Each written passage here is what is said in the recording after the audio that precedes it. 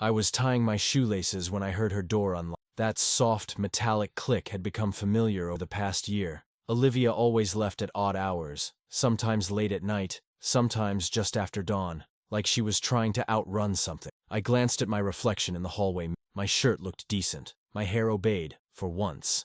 I didn't feel nervous, but the idea of meeting someone new always left a quiet hum beneath my skin. As her door opened, I spoke without thinking. "Hey, I have a date tonight. Do I look okay?" She stopped mid-step. Her keys dangled loosely from her fingers. She looked at me, not my shirt, not my shoes, but me. And then she said it, like someone stepping barefoot onto glass. "Why do you do this to me?" There was no anger in her voice, no playful tone either, just something raw, something half-exposed and unprepared. I didn't answer right away. I didn't even know if she meant for me to. She shook her head, like she regretted saying it, and forced a smile. "Forget it. I'm just tired." "Bad day?" I asked, keeping my voice low. She shrugged. "Bad few months?" The elevator opened, and we both stepped in. Silence pressed in as the doors closed. I could feel her standing close, the weight of her unsaid words between us. She stared at the buttons, though we were only going one floor down. "You look nice," she said finally, her voice softer. "Thanks," I replied. Then, before I could talk myself out of it, I added, "If you ever need to talk, or just share bad coffee, I'm next door." Her eyes flicked to mine, brief and unreadable. "That obvious, huh?" "Not obvious," I said. "Just familiar." The elevator dinged. We walked out together. But at the building's front doors, she paused. "Hope it goes well," she said. "Hope you sleep well," I replied. She almost smiled again, but it didn't make it all the way to her eyes. I watched her turn and walk down the street, her shoulders tight against the cold, even though it wasn't cold. My date that night was fine. Polite, predictable, the kind of evening that starts and ends in the same breath. But all through dinner, I kept hearing her voice in my head. "Why do you do this to me?" It was too real to be a joke, too unguarded to be casual, and I couldn't shake the feeling that something had shifted. Not because I said something special, but because I didn't look away when she broke. Back home, the hallway was quiet. Her door was shut, lights off. I hesitated a second before unlocking mine. I didn't know it yet, but something had opened. Not loud, not fast, but something real. The next morning, I didn't expect to see her. Olivia's patterns were like the tides, familiar but unpredictable. I left my apartment at 8:03 a.m., the same time I always did, my keys ready in hand, my steps quiet out of habit. But when I turned toward the elevator, she was already there, leaning against the wall, arms crossed, headphones dangling from one ear like she'd given up on drowning out the world. She didn't look at me at first. Her eyes stayed fixed on something in the distance, something that wasn't there. I nodded once, said, "Morning," with a calmness I didn't quite feel. She looked over. "Morning," she echoed. Her voice was low, like it had been kept in storage overnight. We both pressed the button, though it was already lit. The hallway was too quiet. I felt the weight of yesterday's words still lingering between us. That one sentence, that flicker of something deeper. The elevator doors opened. We stepped in. It was the kind of silence that has shape, not absence, but presence. A held breath between two people who weren't sure what had just happened. She stood to my left, arms folded tightly again, like she was keeping herself from spilling. "I wasn't trying to guilt you," she said suddenly. I turned to her. Didn't feel like guilt. "I don't know why I said that," she continued. "It just slipped." "Slips usually mean something," I said, not unkindly. She gave a breath of a laugh, not amused. "That's the problem." The elevator hummed, low and steady. We passed floor 2, then 3. "Can I ask you something?" she said. "Of course." "Was that real? The date?" "It was," I answered. "Why?" "I guess I thought maybe you said it to, I don't know, get a reaction." I looked at her then, really looked. There was no anger in face, just tiredness, a kind of disappointment that had nothing to do with me, not directly. "I don't play games like that," I said. She nodded, slowly. "I didn't think you did." Floor 5. She leaned her head back against the wall. "I think I'm just tired of not knowing who's real." I didn't answer right away. I let the silence sit. Sometimes silence says more than any defense. We reached the ground floor. The doors opened. She didn't move. "I'm not asking you for anything," she said. Sometimes, I don't want to feel like I'm invisible or stupid for hoping." I stepped out but turned to face her. "You're not invisible, and hope isn't stupid." She looked at me like she wasn't used to being told that. Then she stepped out too, close, but not too close. "Thanks," she said, quieter now. We walked through the lobby together. At the door, she paused. "I've got a late shift tonight. I'll probably come back around 2 in the morning. Need someone to walk you from the car." She smiled. Just barely. You always offer things like that. No, I said. Just with neighbors who ask the kind of questions you. She tilted her head, studying me like I was a puzzle missing a few pieces. I'll text you, she said, if that's okay. Anytime. She left first this time. I watched her go. Not out of curiosity, but out of something else I hadn't named yet. A quiet awareness that her voice would stay with me for the rest of the day, and maybe longer. It was just after 10 on a Wednesday night when I heard the knock. Not the kind that signals urgency or panic, but something quieter, hesitant. I opened the door and found her standing, wearing an oversized hoodie and holding two mismatched mugs. I ran out of sugar, she said. I nodded slowly. That's a tragedy. And sleep, she added. I ran out of that too. I stepped aside. Come in. She walked in like someone visiting a museum. Slow, respectful, unsure of the rules. I noticed the way her eyes scanned the shelves. The single lamp on the books stacked unevenly. She handed me one of the mugs. It was warm, bitter, not bad. We didn't sit on the couch. Instead, we ended up on the rug, backs against the low bookshelf, legs stretched out. Something about it made talking easier. No spotlight, no formality, just space. You always leave your place this quiet? I like silence, I said. It makes things clearer. She sipped her coffee. That's dangerous for me. My thoughts get too loud when it's quiet. I didn't ask what they said. I waited. My ex used to tell me I overthink everything, she said after a pause. Maybe he was right. I don't let things go easily. Letting go isn't always the goal. She looked at me like she hadn't considered that. What is, then, understanding? Maybe even accepting. She took another sip. You sound like someone who's been through something. We all have, I said. But some people hide it better than. Her eyes lingered on mine for a beat too long. Then she shifted, pulled her knees up to her chest. I keep thinking about what I said in the hallway, she admitted. It was stupid. I hate being. You're not that girl, I said simply. She studied me. You don't even know what that means. I don't have to. I just know you're not. A small laugh escaped her, more breath than sound. You're weird, Lucas. I get that a lot. There was a long pause. The kind that could have gone either way, awkward or intimate, but she didn't get up. Neither did I. My mom keeps sending me pictures of people she wants me to date, Olivia said. Like literal photos. With names. She says I'm running out of time. I smiled gently. Time for what? Everything. Marriage. Kids. Stability. She thinks if I don't settle soon, I'll be alone forever. And what do you think? I'm scared she's right.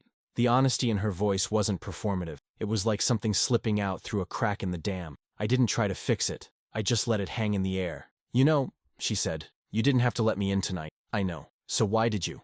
I looked at her, the way her hair fell in soft waves, the tired curve of her mouth, the quiet fight in her. Because I don't like drinking coffee alone. She smiled at that. Really smiled. For the first time since she walked in. We didn't talk much after. Just sat there, sipping the rest of the coffee while the city moved outside our window. And somewhere between her silence and mine, something settled. Not certainty, but something close to comfort. When she left, she didn't say goodbye.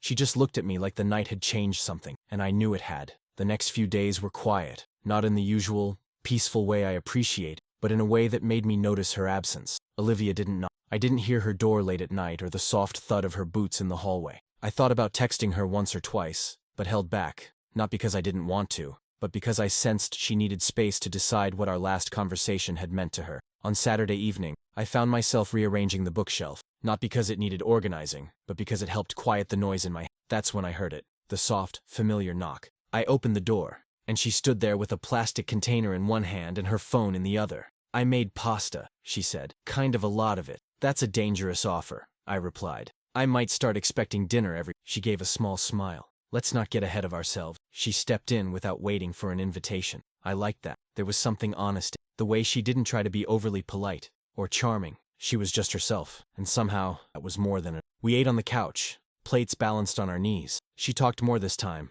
about work, about her sister's upcoming wedding, about how much she hated group chats. I always feel like I'm interrupting a conversation I was never actually part of, she said. Maybe the problem isn't you, I offered. Maybe the conversation was never worth joining. She glanced at me. You always do that. Do what? Say things that sound simple, but make me feel like I've been thinking wrong my whole life. I'm not trying to sound wise. I know. That's why it works. We finished eating and let the silence stretch for a while. The kind of silence that didn't demand it. She set her plate down. Do you ever feel like you're too okay being alone? I nodded slowly. Yeah. Sometimes I wonder if I got too good at it. Same, she whispered. Her eyes didn't meet mine. Not right away. When they did, they held something softer. Not an invitation, exactly, but a kind of cautious trust.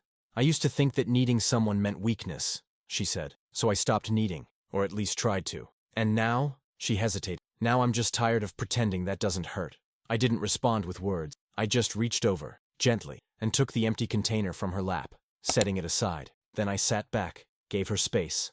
Not as a retreat, but as a way of saying, I hear you, I'm not going anywhere. I don't know what I want from Lucas, she admitted. I'm not good at defining things, and I'm scared that the moment I ask for something, it'll disappear. I'm not here because you asked, I said. I'm here because I choose to be. She breathed in slowly, like that thought needed space to settle inside her. Do you mean that? She asked. I don't say things I don't mean. She looked down at her hands. I've had people say beautiful things before. It's the staying part they couldn't manage. I nodded. Then I guess time will have to do the talking. She stayed a little longer. We didn't talk much after that. She curled her legs beneath her on the couch, and we watched something forgettable on TV. But the way she leaned slightly toward me, not touching, but close, said enough. And when she left, she paused at the door, fingers on the handle, and turned back. I like your silences, she said. That was all. But it was more than enough. The rain started early that morning, not the kind that came and went, but the kind that settled in, patient and gray, like it had nowhere else to be. I made coffee around 10, letting the quiet of the apartment stretch out. I had no plans, no urgency, just the sound of water on windows and the occasional creak of the old building adjusting to the cold. At 10:42, there was a knock, this time, softer than before. I opened the door, and Olivia was standing there in thick socks and an oversized cardigan, holding a grocery bag. I cooked, she said, but it feels weird eating alone when I know someone's 10 feet away. Come in, I said, already stepping aside. She moved like someone entering a place she'd been before, but hadn't quite decided if she belonged in. I didn't rush her. I just cleared the small dining table while she pulled out 2 Tupperware containers, a bottle of ginger soda and 3 oranges. It's not fancy, but it's warm. We ate while the rain whispered against the window. Her pasta was better than creamy, slightly spicy, something that clung to your ribs. We didn't talk for a while, and that silence, like so many before, felt oddly full. I used to hate Sundays, she said eventually. My ex always made them about his schedule. Football, errands, calls to his mom. I felt like background noise. I looked at her. You're not background here. She didn't answer right away, just nodded, took a slow sip of soda, and stared at the rain like it might answer something. I've been thinking about something, she said. I don't know if I'm building something with you or just hiding in your quiet. That's fair, I said. Which do you want it to be? She smiled, tired but honest. That's the problem. I don't know. I think it's okay not to know. She met my eyes. And what if I never do? Then I'll still make room at the table. Something shifted in her expression. Not surprise, not relief exactly, but something that looked like being seen. She exhaled, leaned back in the chair, and looked around my apartment like it had changed shape since she arrived. I used to think being chosen meant someone standing in front of a crowd and pointing at you, she said. But maybe it's quieter than that. Sometimes it's just someone opening a door every time you knock, I said. She smiled at her plate. You always say things like that. Like what? Like someone who's decided who he is already. I shrugged. Maybe I just got tired of waiting for someone else to decide for me. She got up and started clearing the table without asking. I stood too, moved beside her in the small kitchen, and we washed dishes in tandem, the kind of domestic rhythm that said more than any conversation. At one point, her elbow brushed mine. She didn't pull away. After we finished, she stayed a little longer, sitting by the window. The rain hadn't left. She watched it like it might eventually spell out a message. I don't know how to relax, she said, almost to herself. Then stay until you forget you're supposed to. She turned her head slowly, eyes meeting mine with something unreadable. Not desire, not fear, something between trust and caution. Do you mean that? She asked. Every word. She stayed until late afternoon, curled up on the couch, blanket over her legs, half asleep by the time I made tea. We didn't talk much after that. We didn't need to. And when she left, she said thank you, softly, like it meant more than just for the meal. The rhythm of our connection became something unspoken, almost seasonal, like a familiar wind that came and went without explanation, yet always returned. Olivia never said she was coming over, and I never asked why she stayed longer each time. She left books on my shelf, a mug in my sink, a scarf on the arm of the couch. It was never intentional, but it happened, slowly, quietly. One Tuesday evening, she appeared with a bag of groceries and said, "Let me cook here. My apartment smells like bleach." I opened the door wider. You don't need a reason. She looked at me carefully, like the weight of that sentence hit something tender. That's dangerous, she said. People who don't ask for reasons tend to be the ones I don't notice I'm hurting. I let her pass without replying. Sometimes silence is the only answer that doesn't feel like. In the kitchen, She moved with the practiced calm of someone who'd once learned to cook just to feel in control of something. She chopped vegetables like it was therapy, stirred sauces like they were secrets. I handed her things when she reached out: salt, pepper, a wooden spoon, and kept my questions folded inside. I heard from him today, she said at once, eyes on the simmering pot. Your ex. She nodded. He said he's seeing someone serious, that he thought I should hear it from him first. And how do you feel about that? She shrugged, but it didn't reach her eyes, like someone erased my name from a chapter I thought I wrote. I leaned against the counter, watching her stir without look. Do you want it back, the chapter? Yeah, she shook her head. I just wanted it to mean something, even if it ended. I let the silence stretch before I said, maybe it did, just not in the way you hoped. Dinner was good, even though we didn't talk much while eating. There was something sacred in the stillness, like if we filled it with words, we'd miss something more important. After we cleared the plates, we ended up on the floor again, backs against the couch, 2 glasses of wine between us. She was quiet, tracing the rim of her glass with one finger. I'm scared you'll get tired of this, she said finally. This. Me. My pace. The way I take forever to believe anything's real. I turned to her. I'm not waiting for a finish line. She looked at me, almost startled by the simplicity. You're really not. I shook my head. I'm here because I want to be, not because I'm counting steps. She leaned back, looking at the ceiling. That sounds impossible. It's not. It's just rare. She was quiet for a long time after, long enough that I thought she might fall asleep there. But then she said something I didn't expect. My dad left when I was 7. No warning, no goodbye, just gone. I think a part of me started measuring love by how easily it disappears. I didn't reach for her. I didn't say I was sorry. I just let the truth sit between us like something fragile and hard-earned. I'm not leaving, I said. But you don't have to believe me yet. She turned her head toward me, and there was something in her eyes, not certainty, but the beginning of trust. You're not like the others, she whispered. I'm not trying to be. She stayed the night. Not in my bed, not in any romantic gesture. She just fell asleep on the couch, wrapped in my old throw blanket, her breathing steady, her body finally at rest. I watched her for a moment before turning off the light, and as I lay in my bed alone, I realized something. I wasn't waiting for her to need me. I was just making room for when the email came on a Thursday. I had just gotten back from the post office when I saw it. Subject line: opportunity. Position relocation, Portland office. I didn't open it right away. I stood in the kitchen, keys still in hand, staring at the blinking notification like it might change if I waited long enough. When I finally read it, the offer was clear.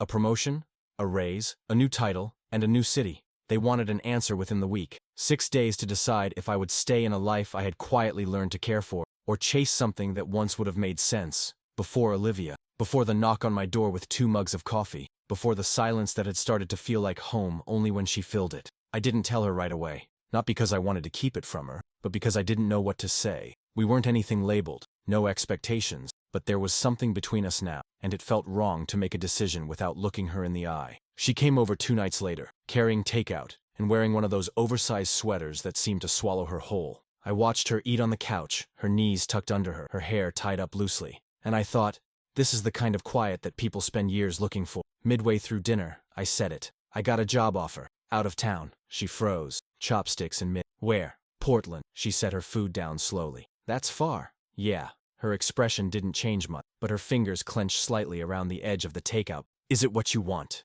I don't know anymore. She nodded, eyes down. When do you have to decide? Monday. She was silent, the kind of silence that hurts more than shouting. Then she stood, started collecting the trash, like movement could keep her from unraveling. You want help packing? She asked, too quickly. I haven't said yes, but you will, right?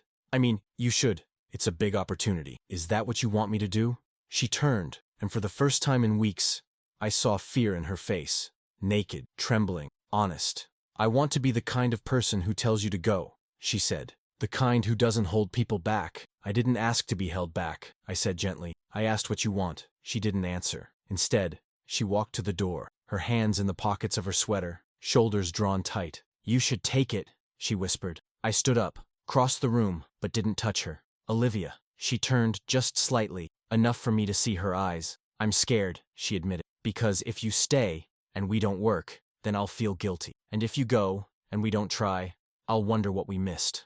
I took a breath, steady, certain. I don't want to leave, but I need a reason that has nothing to do with fear. She looked up at me, and there it was.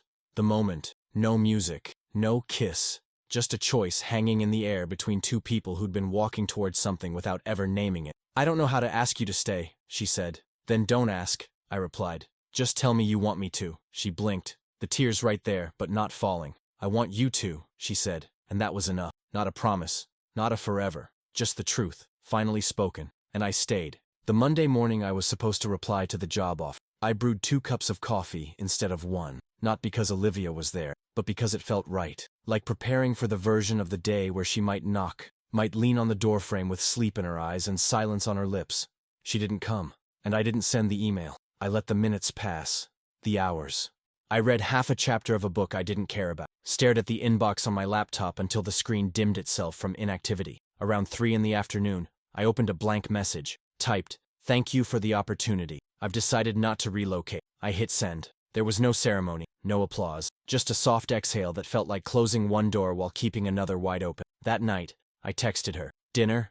I cook. You bring the wine." She replied with a thumbs-up emoji and a sentence that made me smile. "Don't burn anything." When she arrived, she looked different, not dressed up. In fact, she was wearing old jeans and a raincoat, but something in her posture had shifted, lighter, less braced for impact. I opened the door before she knocked. "You're early?" I said. "You're smiling," she replied. I sent the email. She stepped inside, pulling off her coat. "The yes or the no?" "The no." She froze for a second, one arm still caught in the sleeve. "You stayed." I wasn't waiting for a bigger She didn't speak. She just walked over and wrapped her arms around, not tightly, not urgently, but with the kind of quiet conviction that doesn't need words. I held her there, just long enough for her to believe it. Dinner was mediocre. The pasta stuck together and I forgot to salt the water. But she ate every bite, sipping red wine between jokes about how I was clearly trying to poison her. Afterward, we moved to the couch, side by side. The wine made her softer, or maybe it just gave her permission to let down whatever remained of the wall she kept between us. "I've been afraid to want things," she said quietly, "especially people. I know, and I'm still scared." I turned to face her. "So am I." She nodded, eyes on the floor. "Then what do we do with that?" "We keep showing up," I said. "Even scared." She leaned her head on my shoulder. "I don't know what this is yet. You don't have to." The room grew quiet, filled with the hum of the city just outside the window. We stayed like that for a long time. Then she lifted her head, looked at me, and asked, "Are you sure?" "No," I said, "but I want to find out." She smiled, that half smile I was starting to love. Then she reached for my hand, laced her fingers through mine. "I don't need you to save me," she said. "I'm not here to save anyone." "Then why are you here?" I squeezed her hand gently. "Because you said you wanted me to." That was it. No dramatic kiss, no declarations, just a sentence, plain and true. And in that quiet, something finally settled between us. Not certainty, but willingness. A beginning, still unnamed. The first time she left her keys on my counter, it wasn't a big deal. She came back 2 hours later, laughing, saying she was halfway through a podcast before she realized her front door wouldn't open. I handed them back without thinking. But later that night, I noticed the way her eyes had scanned my apartment before she left, like she was counting the things that had slowly become hers too. The second time, it wasn't an accident. She placed the keys next to my coffee maker with a casualness that felt rehearsed, like she'd practiced the motion a few times in her mind before doing it. She didn't say anything, neither did I. That became the rhythm. She started spending most of her evenings here, sometimes arriving after work with leftovers, sometimes already barefoot before I opened the door. Her door, the one across the hall, remained hers. But it stayed closed more often now, like a book waiting to be reopened, not quite forgotten. I found myself adjusting without effort, moving my things around to make space for her books, her tea, her oversized sweaters that she left draped over the back of the chair. It wasn't a compromise. It was accommodation, quiet and willing. One night, she was curled up on the couch, reading, while I fixed the dripping faucet in the kitchen. She looked up and said, "You know what's strange?" I glanced over. "What?" "I don't feel like I'm intruding." "You're not." "I know," she said. But it took a while to believe that. I turned off the wrench, wiped my hands, and sat down beside her. "You're not taking up too much space, Olivia." She leaned her head on my shoulder. "I think I used to believe that love was something you had to earn, perform, perfect. And now? Now I think maybe it's something you just allow." There was no music, no candles lit, just her voice, the distant hum of traffic, and the way the room had shifted to hold the weight of something. "I've been thinking," I said, "about getting a second set of keys." She didn't lift her head, but I felt her body still beside me. "Are you sure?" I wouldn't have said it if I wasn't. Silence. Then, "I've never had someone do that before. Just choose to let me in. You've been in, Olivia, since the day you knocked on my door with coffee and no sugar." She laughed softly, a sound I'd learned to crave. "Do you want to know something else?" she asked. "Always.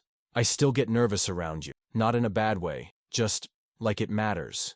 It does matter. We sat there a while longer, until the light outside faded and the apartment grew dim. Neither of us moved to turn on a lamp. That night, she didn't go back to her place. She stayed, not because she had to, but because she wanted to. In the morning, she opened my cabinets like they were hers, brewed coffee in silence, and handed me a mug like it was the most natural thing in the world. She didn't say good morning. She didn't need to. We were somewhere between two lives, gently rearranging the furniture of our routines to see how much space we could share. And it turned out, there was plenty. It had been 6 months, not marked on a calendar or celebrated with dinner reservations, just lived, one quiet day at a time. The rhythm of her presence had woven itself into my routines, until I forgot there was ever a time the apartment felt too still. Olivia's laughter lived in my walls now. Her coffee preference had changed twice, and I'd kept up both times without being told. I didn't call it love out loud, neither did she, but it was. One Saturday morning, we were getting ready to leave for her mother's birthday, the kind of family event she used to dread, but now approached with a sort of resigned humor. I stood in front of the mirror, adjusting my collar, unsure if the navy shirt was too formal. "Do I look okay?" I asked. From behind me, her voice came, soft and immediate. "Why do you do this to me?" I turned. She was leaning against the doorframe, hair loosely pulled back, wearing a dress I'd never seen before. She wasn't smiling. Her arms were crossed, not defensively, but like she was trying to hold something in. "What do you mean?" I asked, even though I already knew. "You ask me questions like that," she said, so casually, like you don't know the effect you have. I stepped closer. "I really don't. You make it feel easy," she said. "Like trust isn't terrifying. Like staying isn't complicated." "It doesn't have to be." She shook her head, eyes damp but steady. "No one ever taught me that." I didn't say anything. I didn't need to. I reached out, brushed a strand of hair behind her ear, and let my hand rest at her jaw for a moment. She closed her eyes. "I used to think you'd get tired," she whispered. "Of the hesitation, the bad days, the way I still flinch at certain things. I didn't stay for the easy parts." She opened her eyes. "So why did you stay?" "Because I saw you," I said, "and I wanted to keep seeing you." Her breath caught, barely audible. She stepped forward then, slow and certain, and rested her forehead against my chest. I held her there, arms wrapped around her back, neither of us in a hurry to move. We didn't say we loved each other. Not then. We didn't need to. Later, at her mother's house, I watched her laugh with her sister, tease her uncle, refill her aunt's wine without being asked. I watched her navigate a room that used to make her feel small, and I saw her stand tall without forcing it. When we came back home, she kicked off her shoes and collapsed onto the couch, face buried in a pillow. "That bad?" I asked, sitting beside her. "No," she mumbled. "Just a lot of pretending I'm more socially adjusted than I am." "You did great." She lifted her head, eyes half-lidded with exhaustion. "You were quiet." "I was watching," she smiled. "Still weird. Still yours." Her expression shifted, a flicker of something deep, then soft. "Say it again." "Still yours." She reached for my hand and pulled it to her chest, holding it there like a promise. We sat in the hush of our shared space. No music, no distractions, just the hum of something quiet and permanent. And then she said it again, barely above a whisper. "Why do you do this to me?" This time, I answered, "Because you let me."